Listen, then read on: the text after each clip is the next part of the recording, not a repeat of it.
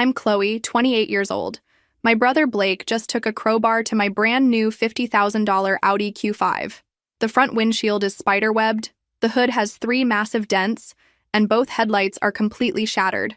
I stood there watching him destroy 2 years of saving, sacrifice, and 60-hour work weeks. Then I calmly pulled out my phone and dialed 911. Where are you watching from today? Drop your location in the comments below and hit that like and subscribe button if you've ever felt completely betrayed by family. You'll definitely want to stick around for what happened next.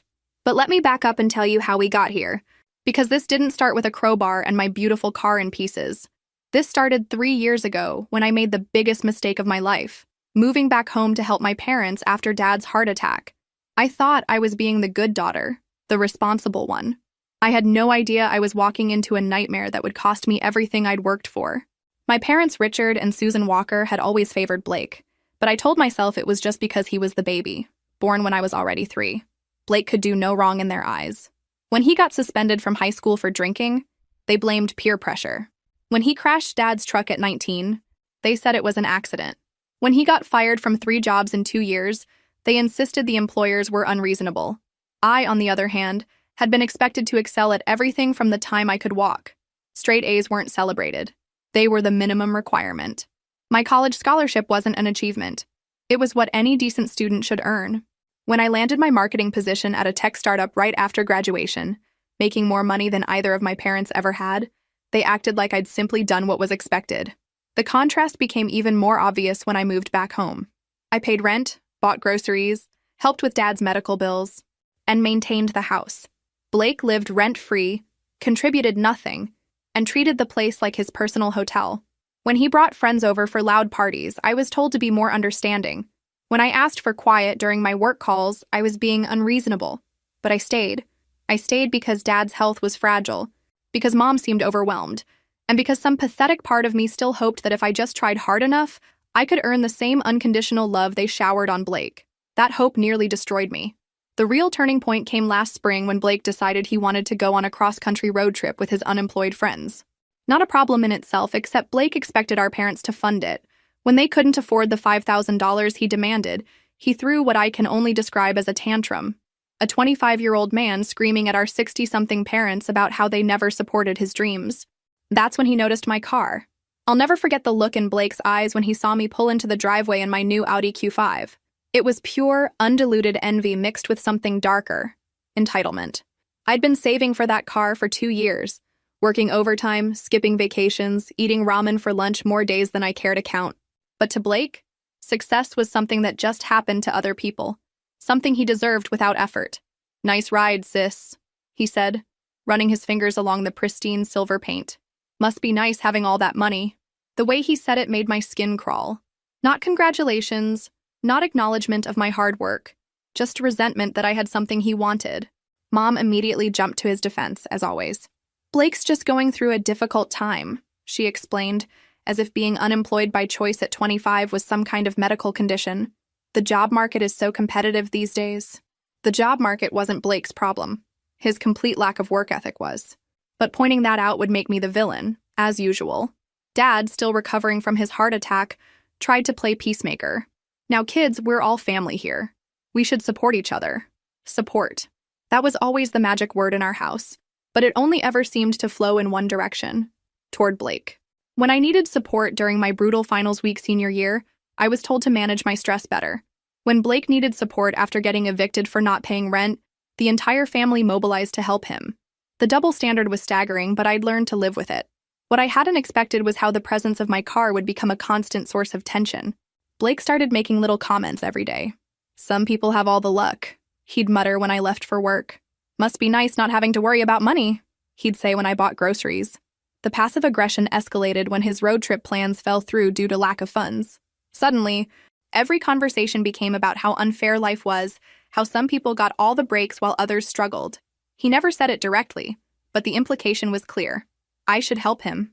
I should hand over my hard-earned money to fund his adventure. When I didn't volunteer, he started dropping hints. "I bet that car payment is pretty steep," he'd say. "Probably more than most people make in a month." When hints didn't work, he moved to guilt. "It's just sitting in the driveway most of the time anyway. Seems wasteful." When guilt failed, he tried manipulation through our parents.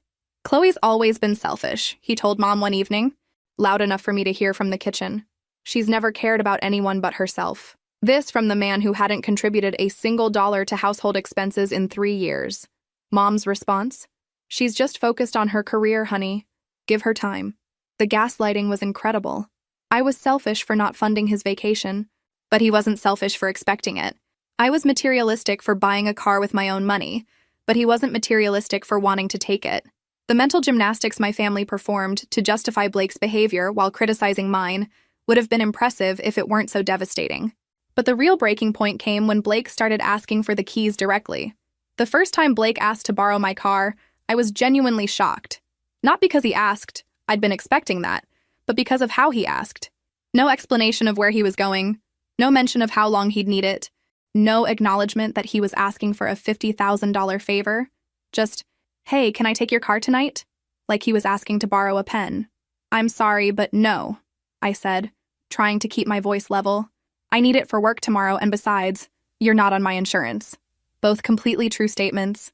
But Blake's face darkened like I'd just insulted his mother. Which, knowing my family, I probably had by extension. Are you serious right now? He asked, voice rising.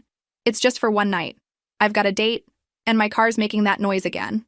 His car, a 15-year-old Honda Civic that our parents had bought him, was always making some kind of noise because Blake refused to maintain it. Oil changes were suggestions, tire rotations were optional, and brake maintenance was apparently beneath him. I said, no, Blake, it's not personal. But of course, to Blake, everything was personal. Any boundary was a personal attack. Any limit was a betrayal. He stormed out of the room, slamming his bedroom door so hard the pictures on the hallway wall rattled. Within an hour, Mom was knocking on my door. Honey, could you reconsider about the car? Blake really needs it tonight. The way she said it, you'd think it was a medical emergency instead of a date. He's been so depressed lately about the job situation. This might cheer him up. Mom, I'm not comfortable lending out my car. It's not just about tonight. It's about setting boundaries. I tried to explain that lending Blake my car would set a precedent I wasn't prepared to live with. Once he got comfortable using it, he'd expect access whenever he wanted. I'd seen this pattern with everything else he'd ever borrowed. You're being selfish, Chloe. The words hit like a slap. Family helps family. Your grandmother would be ashamed of this attitude. Bringing up Grandma was a low blow, especially since Grandma had been the one person in our family who'd always encouraged my independence and success. But Mom had a selective memory when it came to Grandma's values. Dad tried a different approach. Princess, why don't you just let him use it this once? What's the harm? The harm was that there would never be just this once with Blake. There would be next time, and the time after that, and eventually I'd find myself without access to my own car whenever Blake had plans. I've already said no. Please respect that. I stood firm, even though every instinct I'd been raised with told me to give in, to keep the peace, to be the bigger person. But I'd been the bigger person my entire life, and where had it gotten me? Living in my childhood bedroom at 28, subsidizing a grown man's lifestyle while being called selfish for having boundaries. Blake didn't speak to me for 3 days after that. The silent treatment was supposed to punish me, make me feel guilty enough to apologize and hand over the keys. Instead, it was the most peaceful 3 days I'd had since moving back home. No snide comments, no passive-aggressive remarks, just blissful quiet. But I should have known it wouldn't last. Have you ever experienced family members who punish you for having boundaries? Let me know in the comments, because what Blake did next was going to test every limit I thought I had. The silent treatment ended abruptly on Thursday morning when I discovered Blake had taken my car anyway. I walked out to the driveway at 7 a.m., coffee in hand, ready for another day at the office, and my parking spot was empty. For a moment, I thought I was losing my mind. Had I moved it? Forgotten where I parked? Then I saw Blake's Honda sitting in the exact spot where my Audi should have been. My hands were shaking as I pulled out my phone and called him. Straight to voicemail. I tried again. Voicemail. On the third attempt, he finally picked up. What's up, sis? His voice was casual, cheerful even, like he hadn't just committed what was essentially theft. Where is my car, Blake? I kept my voice steady, but inside I was screaming. Oh, I borrowed it. Mine wouldn't start this morning, and I had an important meeting. An important meeting. Blake, who'd been unemployed for 6 months, suddenly had important meetings that justified taking my car without permission. You took my car without asking. That's stealing. The words felt strange coming out of my mouth. Was I really accusing my own brother of stealing? But what else would you call taking someone's property without consent? He laughed. Actually laughed. Relax, drama queen. It's not stealing when we're family. Besides, you can take my car if you need to go somewhere. His car that wouldn't start. His car that had a broken air conditioner, bald tires, and a transmission that sounded like a dying animal. He was offering me his broken-down Honda as compensation for stealing my Audi. Blake, bring my car back right now or I'm calling the police. I meant it. I was done playing games, done being the understanding sister while he walked all over me. You're not calling the police on your own brother over a car. Mom and Dad would never forgive you. There it was. The threat that had controlled my behavior my entire life. The fear of disappointing our parents, of being the bad guy, of disrupting the family harmony that only ever seemed to benefit Blake. But something had shifted in me. Maybe it was the casual way he'd violated my trust. Maybe it was his complete lack of remorse. Or maybe I'd just finally reached my limit. Watch me, I said, and hung up. I was reaching for my phone to dial 911 when Mom appeared in the doorway, already dressed for her job at the bank. Chloe, honey, what's all the shouting about? Her tone was concerned but cautious, like she was approaching a dangerous animal. Blake stole my car. The words felt both dramatic and completely inadequate. How do you explain that your 25-year-old brother had committed a felony so casually, so carelessly that he'd answered the phone laughing? Mom's face fell, but not in the way I expected. She looked disappointed, but the disappointment seemed directed at me, not Blake. Stole is a very strong word, honey. He's your brother. I'm sure he just needed it for something important. He took my car without permission. That's the definition of stealing, Mom. I couldn't believe I was having to explain basic concepts of property rights to a grown woman who worked at a bank. Well, did you ask him why he needed it? Maybe there's a good reason. Always. Always. There had to be a good reason when Blake did something wrong. When I did something wrong, the reason didn't matter. Only the consequence. It doesn't matter why he needed it. He should have asked. I felt like I was speaking a foreign language. How was this controversial? How was, don't take things that don't belong to you? A radical position in my own family. Dad emerged from the bathroom, already dressed for his part-time job at the hardware store. His recovery from the heart attack had been slow, and he was still adjusting to the limitations of his new normal. What's all the commotion about, girls? Blake took Chloe's car without asking, Mom explained, making it sound like a minor misunderstanding rather than theft. She's threatening to call the police. Dad's face went pale. The police? Chloe, honey, you can't call the police on family. Think about what that would do to Blake's record. Think about what the neighbors would say. And there it was, the complete reversal of priorities that had defined my childhood. Blake's potential consequences mattered more than his actual crimes. The neighbors' opinions mattered more than my violated boundaries. Everyone's feelings mattered more than mine. Blake returned my car 3 hours later, pulling into the driveway like nothing had happened. I was working from home that day, a flexibility I'd negotiated specifically to help with Dad's medical appointments, when I heard the familiar sound of my engine. I watched from the living room window as he got out, tossed my keys onto the hood like they were trash, and walked toward the house. The casual disrespect of that gesture, treating my car keys like garbage, crystallized everything wrong with our family dynamic. I met him at the front door, my hand already extended for the keys he'd left on my car. "How was your important meeting?" I asked, my voice dripping with sarcasm that I didn't bother to hide. Blake shrugged, not even pretending to look guilty. "Fine. Got the job, actually." He said it like this somehow justified everything, like his successful outcome retroactively made the theft acceptable.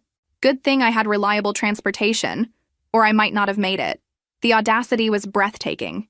He was actually trying to make me feel like I should be grateful he'd stolen my car because it helped him get a job. You could have asked, Blake. You could have explained the situation. But instead, you just took what you wanted. And you would have said yes? He raised an eyebrow, already knowing the answer. I probably would have said no, and he was right to assume that. But that wasn't the point. That's not the point. The point is that it's my choice to make, not yours. I was struggling to keep my voice level, to maintain the composure that our family had always demanded from me while excusing Blake's tantrums. Whatever. It worked out fine. No harm, no foul. He started to walk past me, the conversation apparently over in his mind. But I wasn't done. "Blake, this can't happen again. I need your word that you won't take my car without permission." It felt ridiculous, asking a 25-year-old man to promise not to steal from me, but here we were. He turned back, his expression shifting from casual dismissal to something harder. "Or what? You'll call the cops on your own brother?" The way he said it made it clear he knew our parents would never let me follow through on that threat. "Yes," I said simply. "I will." Something flickered across his face. Surprise, maybe, or the first hint that his little sister might not be the pushover he'd always assumed, but it was gone quickly, replaced by his usual smugness. Sure you will, sis. Sure you will. He disappeared into the house, leaving me standing on the porch with a sick feeling in my stomach. This wasn't over. In fact, I had the terrible feeling it was just beginning. That evening, Mom called a family meeting. We gathered in the living room like we were discussing vacation plans instead of addressing the fact that one family member had stolen from another. Dad sat in his recliner, Mom on the couch, Blake sprawled in the chair by the window, and me perched on the edge of the sofa like I was ready to flee. We need to talk about what happened today, Mom began, her voice taking on the patient tone she used for mediating disputes. This family can't function if we don't trust each other. The irony was stunning. Blake had violated my trust completely, but somehow, this was about all of us not trusting each other. I waited for someone to point out that trust was earned, that Blake had forfeited any right to the benefit of the doubt when he stole my car. I waited in vain. Chloe, honey, I understand you're upset, Dad said, leaning forward slightly. But Blake apologized, and he got the job. Maybe we can see this as a learning experience and move forward. I looked around the room, waiting for someone to acknowledge that Blake hadn't actually apologized. He'd explained, justified, and dismissed, but he'd never once said he was sorry. But pointing this out would make me the difficult one, the one who couldn't let things go. I want Blake to promise he won't take my car again without asking, I said instead, focusing on the practical rather than the emotional. That's not unreasonable. Blake's new job, it turned out, was delivering food for an app-based service. Hardly the career opportunity that justified Grand Theft Auto, but our parents treated it like he'd been hired as CEO of a Fortune 500 company. Blake's really turning his life around, Mom said proudly. This job could lead to bigger things. Sure it could. Just like his previous 3 jobs could have led to bigger things. Before he got fired from each one for showing up late, calling in sick on busy days, or arguing with supervisors. But I was expected to smile and be supportive, to pretend this time was different. I'm happy Blake found work, I said carefully. But that doesn't change the fact that he took my car without permission. I need assurance it won't happen again. Blake rolled his eyes. Fine. I promise I won't take your precious car without asking. Happy now? The word precious was loaded with contempt, but at least I had his promise. I should have known it wasn't worth the breath he'd used to make it. Blake kept his promise for exactly 2 weeks. On a Friday night in late August, I came home from dinner with friends to find my car gone again. This time, Blake hadn't even bothered with the pretense of an emergency or important meeting. When I called him, he was at a bar across town with his unemployed friends, my car keys in his pocket like he owned them. I'll bring it back tomorrow, he said over the sound of loud music and laughter. Don't wait up. The casual dismissal in his voice told me everything I needed to know. He'd tested the boundaries, found them flexible, and now considered my car community property. Blake, you promised me 2 weeks ago that this wouldn't happen again. I was pacing the living room, my parents watching from the kitchen with expressions of weary resignation. And I've been good about it, haven't I? This is just one time. One time after 2 weeks somehow counted as keeping his promise in Blake's mind. The logic was so twisted I didn't know where to begin untangling it. Bring my car back right now, or I'm calling the police. I'd made this threat before, but this time felt different. I was tired of being the reasonable one, tired of being understanding, tired of enabling Blake's behavior by refusing to enforce consequences. You're not calling the cops over this, Chloe. Stop being dramatic. The line went dead, leaving me staring at my phone in disbelief. He'd hung up on me. After stealing my car, he'd hung up on me. That's when I noticed Mom and Dad weren't looking surprised or outraged by Blake's behavior. They were looking uncomfortable, like they'd been expecting this conversation and dreading it. You knew he was going to take it again, I said, the realization hitting me like a physical blow. Honey, he mentioned he might need to borrow it tonight, Mom said carefully. I thought you two had worked it out. He mentioned it to you, but not to me. The betrayal was complete now. Not only had Blake stolen my car again, but he'd gotten permission from our parents first. Permission they had no right to give. We thought you wouldn't mind, Dad said weakly. It's just for one night, and he's been doing so well with his new job. It's my car. The words exploded out of me louder than I'd intended. You can't give permission for someone to use my property. That's not how ownership works. The look that passed between my parents told me everything. They didn't see it as my car. In their minds, I was still the child living in their house, and everything I owned was subject to family needs. Blake's wants trumped my rights, as always. That's when I made the decision that would change everything. I walked to my room, grabbed my phone, and dialed 911. This time, I wasn't bluffing. 911, what's your emergency? I need to report a stolen vehicle. My voice was steady, calmer than I felt. Behind me, I could hear Mom gasp and Dad start to protest, but I kept talking. My brother took my car without permission. I have the license plate number and I know where he is. The next few minutes passed in a blur of questions from the dispatcher and increasingly frantic protests from my parents. Yes, I was sure I wanted to press charges. Yes, I understood this was my brother. Yes, I was certain the car had been taken without permission. By the time I hung up, Mom was crying and Dad looked like he was about to have another heart attack. "Chloe, what have you done?" Mom whispered. "What have you done to our family?" What had I done? I'd finally stopped being a doormat. I'd finally enforced a boundary. I'd finally treated Blake like the adult he was supposed to be instead of the spoiled child everyone else insisted on enabling. But as I sat in my room waiting for the police to call back, I couldn't shake the feeling that this was only the beginning. Because what I discovered the next morning would make Blake stealing my car look like a minor inconvenience. When the police finally located Blake and impounded my car, they found something that changed everything. Hidden in my trunk. Something that proved Blake hadn't just been borrowing my car for transportation. He'd been using it for something far worse. Something that could have destroyed my life along with his. But that's a story for tomorrow, because what the police found was just the tip of the iceberg. The police called me at 6 a.m. Saturday morning. "Miss Walker, we need you to come down to the impound lot. There's been a development with your vehicle." The officer's voice was professional but strained, like he was delivering news he didn't want to share. I threw on clothes and drove Dad's truck to the lot, my mind racing through possibilities. Had Blake damaged my car? Crashed it? Nothing could have prepared me for what Officer Martinez showed me when I arrived. "We found these in your trunk during the standard search," he said, gesturing to a table covered with evidence bags. Inside the clear plastic were small baggies of white powder, a digital scale, and what looked like several $1,000s in cash. "Do you have any knowledge of these items?" My legs nearly gave out. Blake hadn't just been borrowing my car for rides to the bar or job interviews.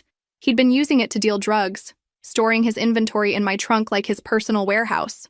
"No," I whispered, staring at the evidence that could have sent me to prison. "I had no idea." "Your brother claims you were aware of his activities," Officer Martinez continued, watching my face carefully. "He says you were business partners." The words hit me like physical blows. Blake was trying to take me down with him, claiming I was complicit in crimes I'd never even suspected. "That's a lie." My voice was stronger now, fueled by rage. "I work in corporate marketing.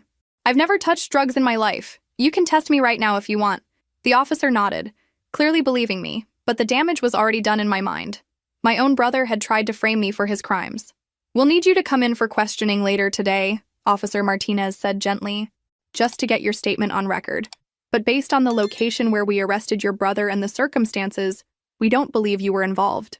I spent the rest of the morning in a daze, my phone buzzing constantly with calls from my parents. When I finally answered, Mom was hysterical. "Chloe, you have to drop the charges. Blake made a mistake, but calling the police has made everything so much worse. He could go to prison. Mom, he was dealing drugs out of my car. I could have gone to prison." But even facing this revelation, she was more concerned about Blake's consequences than my near miss with a felony conviction. "He's your brother," she sobbed. "Family doesn't abandon family. Your grandmother would be rolling over in her grave. Again with Grandma, who'd actually taught me that love without accountability wasn't love at all." Dad tried a different approach when he called an hour later. "Princess, I know you're angry, but think about Blake's future. One mistake shouldn't ruin his whole life. One mistake. As if dealing drugs was an oopsie, a momentary lapse in judgment rather than a calculated criminal enterprise. Dad, this wasn't one mistake. This was an ongoing operation using my property without my knowledge.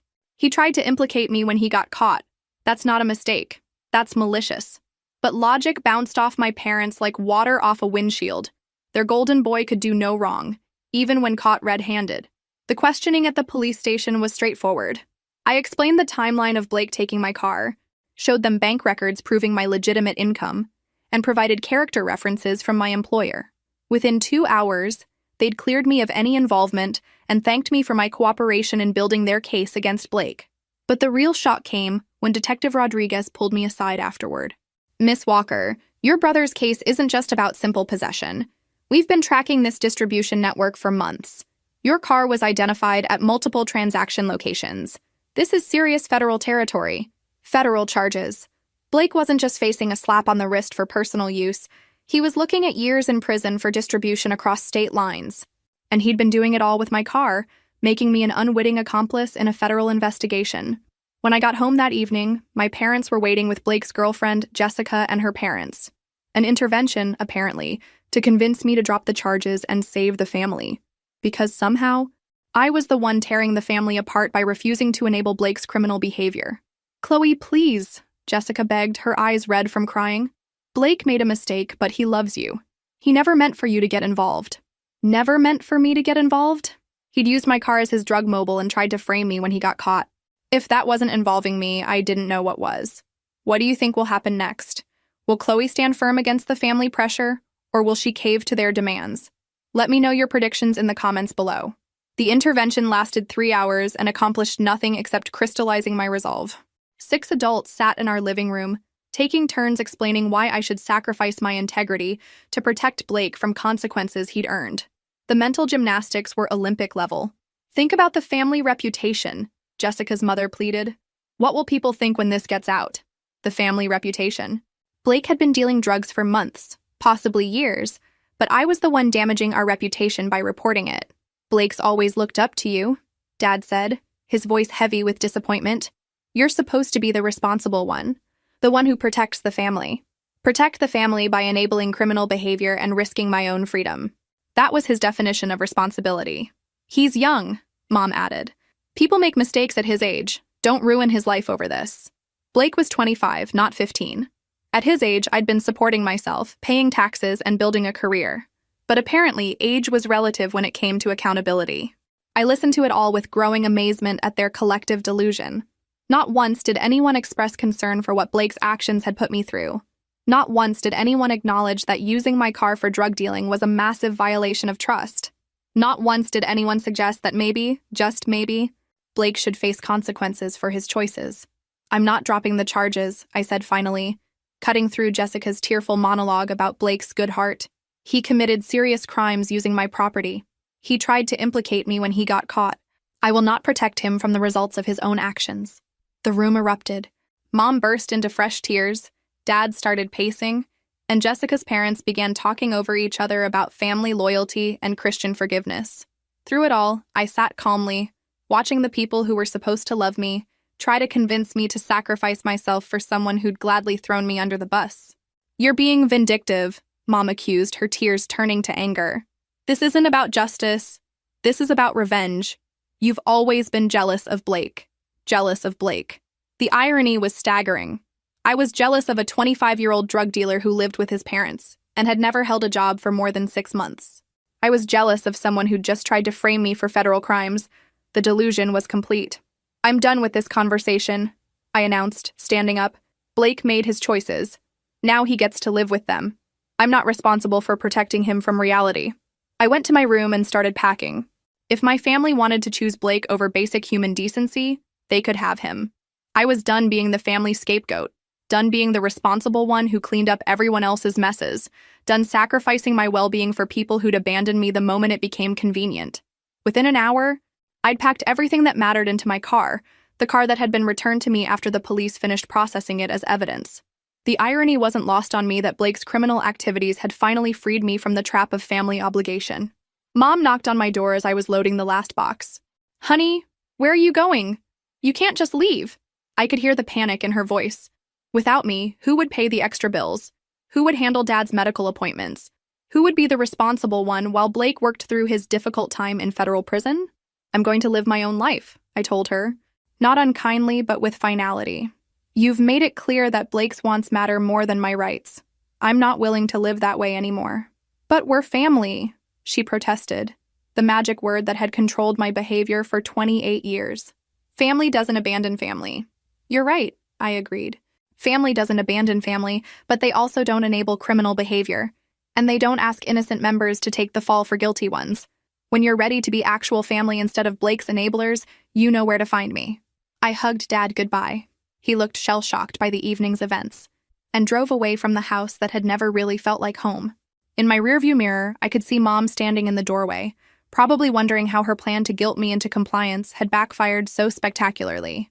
I spent that night in a hotel downtown, finally allowing myself to process what had happened.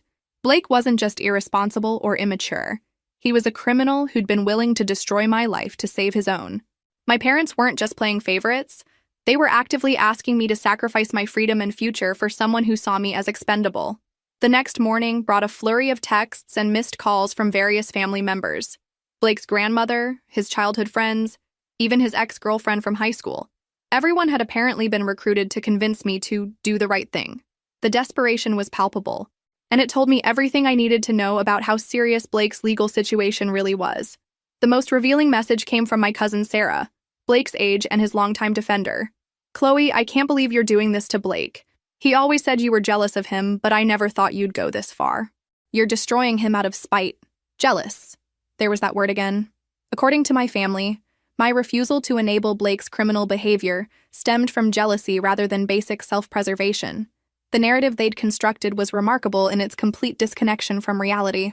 I forwarded Sarah's message to Detective Rodriguez, along with several others that seemed designed to pressure me into dropping charges. "Miss Walker?" He called me back within an hour. "Are you being harassed about your testimony?" "Harassed might be too strong a word," I said carefully. "But there's definitely pressure from family members to drop the charges. I didn't want to create more legal problems for people who were, in their twisted way, trying to protect someone they loved. We see this a lot in family cases," Detective Rodriguez said gently. "People often feel more loyalty to the perpetrator than the victim.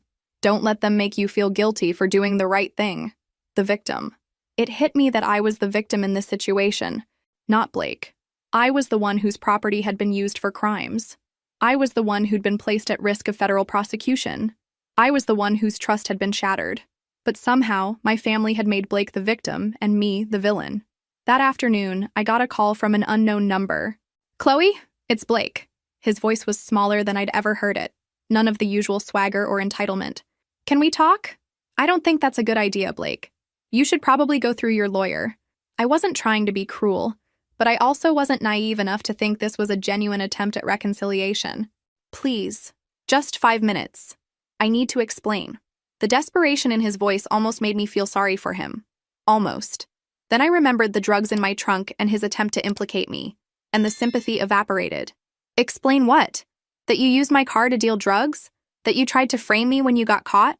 That you put my entire future at risk for your illegal activities?" Each question landed like a physical blow, judging by his sharp intake of breath. "I never meant for you to get in trouble," he said weakly. "I panicked when they arrested me. I wasn't thinking clearly." "You weren't thinking clearly for months while you used my car as your mobile drug lab." Blake. This wasn't a moment of panic. This was a pattern of behavior. I was surprised by how calm I sounded, how little emotion I felt towards someone who'd once meant the world to me. "I know I messed up. I know I hurt you. But please, Chloe, I'm begging you. Drop the charges. I'll go to rehab. I'll get counseling. I'll do whatever you want. Just don't let them send me to prison." The plea might have worked 6 months ago, back when I still believed that love meant protecting people from consequences. But I'd learned something important in the last few days. Real love sometimes means letting people face the results of their choices. "Blake, I hope you get the help you need. I really do. But I'm not dropping the charges. What you did was serious, and pretending it wasn't won't help anyone." I hung up before he could respond, my hands shaking slightly from the conversation. Within minutes, my phone was ringing again. Mom, Dad, Jessica's parents, the whole cavalry mobilized because Blake's personal appeal had failed. I turned off my phone and went for a walk, needing air and space to think. That's when I realized I wasn't just walking away from Blake's criminal activities.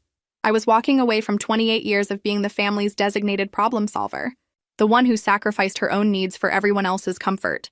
And for the first time in my adult life, that felt like freedom. 3 weeks later, I was settling into my new apartment across town when Detective Rodriguez called with news that changed everything. "Miss Walker, we need to meet. There's been a significant development in your brother's case." I met him at a coffee shop downtown, away from prying eyes and family drama. The detective looked grim as he slid a folder across the table. "We've been investigating your brother's drug operation more thoroughly. What we found is going to shock you." Inside the folder were bank records, transaction logs, and surveillance photos spanning the last 2 years. Blake's drug dealing wasn't the small-time operation I'd imagined. It was a sophisticated network moving serious quantities of narcotics across 3 states. And the financial records showed something that made my stomach drop. "Your brother has been using your identity," Detective Rodriguez said quietly. "Credit cards, bank accounts, even rental agreements, all in your name, all tied to his criminal activities." The words hit me like a physical blow. While I'd been working 60-hour weeks to save for my car, Blake had been systematically stealing my identity to fund his drug empire. Credit cards I'd never applied for, bank accounts I'd never opened, loans I'd never signed, all bearing my name and social security number. "How much?" I whispered, afraid to hear the answer. "Total exposure is approximately $200,000 in fraudulent debt. Your credit score has been destroyed. There are liens against property you don't own and warrant requirements for arrests you never committed." The detective's voice was gentle but direct. "Your brother didn't just use your car, Miss Walker. He's been using your entire identity for criminal activities." I stared at the documents, trying to process the magnitude of Blake's betrayal. He hadn't just violated my trust. He'd stolen my entire financial future. Every late payment, every missed loan payment, every criminal transaction had been reported under my name and social security number.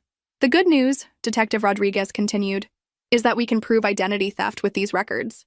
The bad news is that clearing your name is going to take years and cost thousands in legal fees. Years, thousands of dollars. All because my brother had decided my identity was his personal piggy bank for funding drug deals." I thought about all the times my family had called me selfish for setting boundaries, all the guilt trips about not supporting Blake enough. If they only knew how much I'd been supporting him without even realizing it. "There's more," the detective said, pulling out another set of documents. "We found communications between your brother and his dealers discussing you specifically. They knew about your work schedule, your routines, your legitimate income. Blake had been feeding them information about your life to make the identity theft more convincing. The betrayal was so complete, so calculated, that I felt physically sick. Blake hadn't just stumbled into using my identity. He'd systematically studied my life to better exploit it. Every family dinner where I'd mentioned work projects, every casual conversation about my schedule, every detail I'd shared as a loving sister had been weapons he'd used against me. "Why are you telling me this now?" I asked, though I suspected I already knew the answer. "Because Blake's lawyer is claiming his sister was the mastermind behind the operation. He's saying you recruited him to use his car while you handled the financial side." Detective Rodriguez watched my face carefully. "With the identity theft evidence, we know that's impossible. But we wanted you to know what he's claiming before you hear it from his legal team." Blake was trying to frame me again, but this time the evidence was overwhelmingly in my favor. Every fraudulent account, every stolen transaction, every criminal communication proved that I was the victim, not the perpetrator. But the fact that he'd even attempt such a massive lie showed how completely he'd written me off as expendable. My phone buzzed with a text from Mom. "Blake's lawyer wants to meet with you. Please consider it. He has important information about the case." Important information, probably about Blake's latest attempt to scapegoat me for his own crimes. "I assume his family doesn't know about the identity theft yet?" Detective Rodriguez said, noting my phone. "You might want to prepare for their reaction when this becomes public." I laughed, a sound completely devoid of humor. "Detective, my family has spent 3 weeks trying to convince me that I'm the villain for reporting Blake's drug dealing. When they find out he's been stealing my identity for years, they'll probably say I should have given him permission." The family meeting to discuss Blake's new legal strategy was held at my parents' house without me. I only learned about it when Jessica called, sobbing, to tell me about Blake's latest bombshell. "Chloe, Blake's lawyer says there's evidence you were involved in the drug dealing. He says Blake was just the delivery person and you were running everything behind the scenes. Jessica, Blake stole my identity for 2 years. Every fraudulent transaction, every criminal account, every illegal activity was done using my name without my knowledge. I'm the victim here, not the criminal. But even with documented proof of identity theft." Jessica seemed unsure. "Blake swears he didn't know about any identity theft. He says his lawyer must be wrong about that evidence." The willful blindness was staggering. Jessica would rather believe that federal investigators had fabricated evidence than accept that her boyfriend was a calculating criminal. "Jessica, the FBI doesn't fabricate bank records. Blake opened accounts in my name, took loans in my name, and conducted criminal business in my name. This isn't a misunderstanding. It's systematic identity theft." But I could hear in her voice that she wasn't really listening. "Can you just meet with Blake's lawyer? Please? Just to clear up any confusion?" The request was presented as reasonable. But I knew it was actually an attempt to find weaknesses in my story, or get me to say something that could be twisted in Blake's favor. I'll meet with Blake's lawyer, I agreed. But my attorney will be present, and everything will be recorded. The sharp intake of breath told me this wasn't what Jessica had expected. Your attorney? Chloe, you're treating Blake like he's some stranger who attacked you. He's your brother. Again with the family magic word, as if sharing DNA somehow excused criminal behavior and identity theft. Jessica, my brother stole my identity to fund drug dealing and then tried to frame me for his crimes. At what point does family loyalty become self-destruction? But she'd already hung up, probably to report back that I was being unreasonable and vindictive. The meeting with Blake's lawyer was scheduled for Friday afternoon at the Federal Building downtown. My attorney, Rebecca Chen, met me beforehand to prepare. Your brother's strategy is clear, she explained. He's going to claim you were the criminal mastermind and he was just following orders from his older, more successful sister. But the evidence shows he stole my identity. How can he claim I was involved when every transaction was fraudulent? The logic seemed impossible to twist. But Blake had surprised me before with his capacity for denial and manipulation. He's claiming the identity theft evidence is fabricated, that you created false documents to frame him after you had a falling out over the business. Rebecca shook her head at the audacity. It's a desperate strategy, but desperate people try desperate things. Blake's lawyer, David Morrison, was exactly what I'd expected. Expensive suit, practiced smile, and the kind of confidence that comes from defending criminals for a living. Blake sat beside him, looking smaller than I'd ever seen him, his usual swagger replaced by the pale complexion of someone facing serious federal time.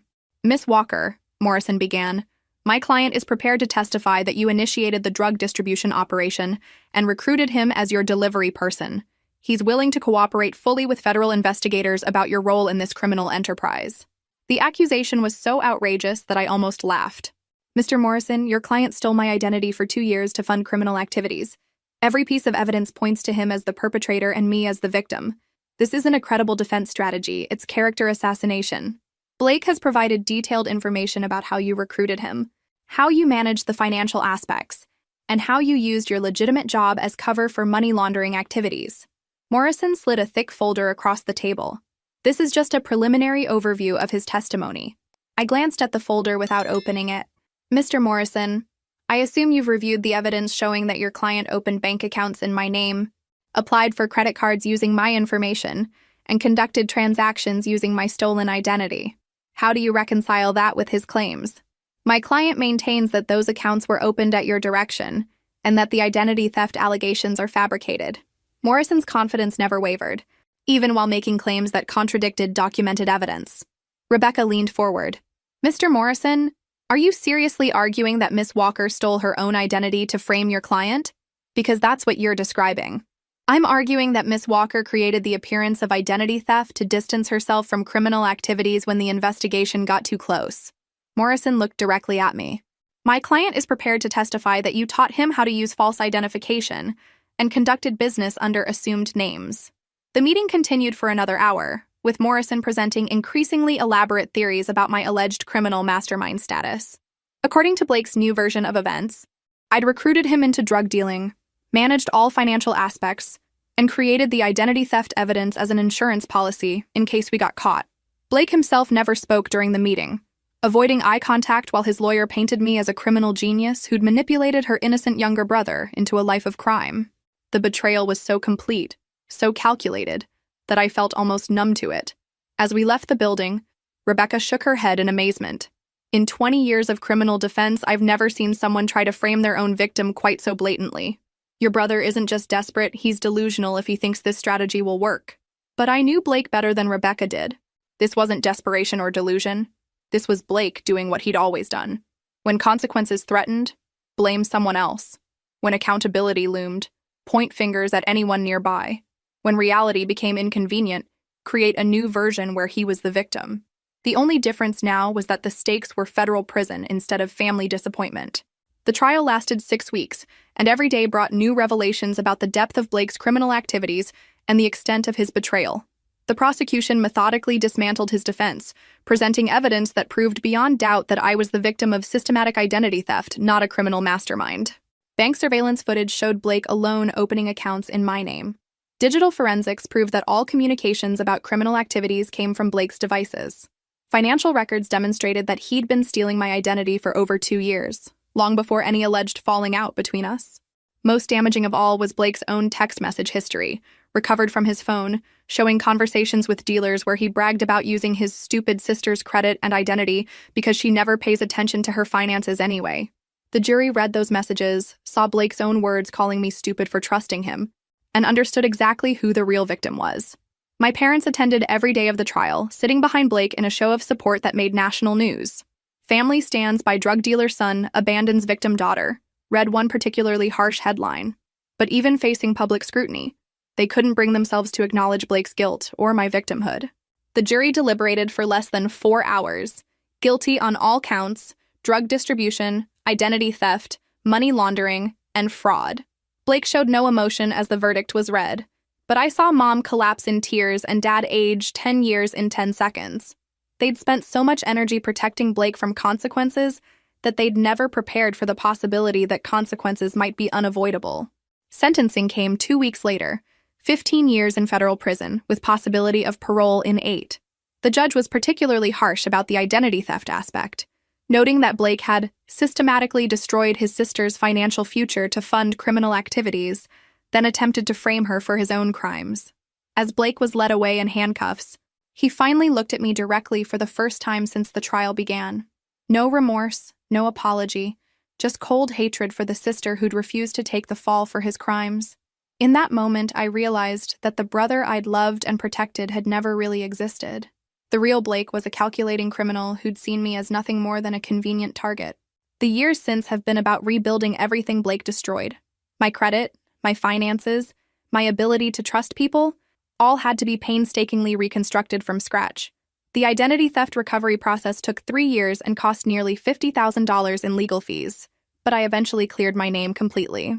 My relationship with my parents never recovered.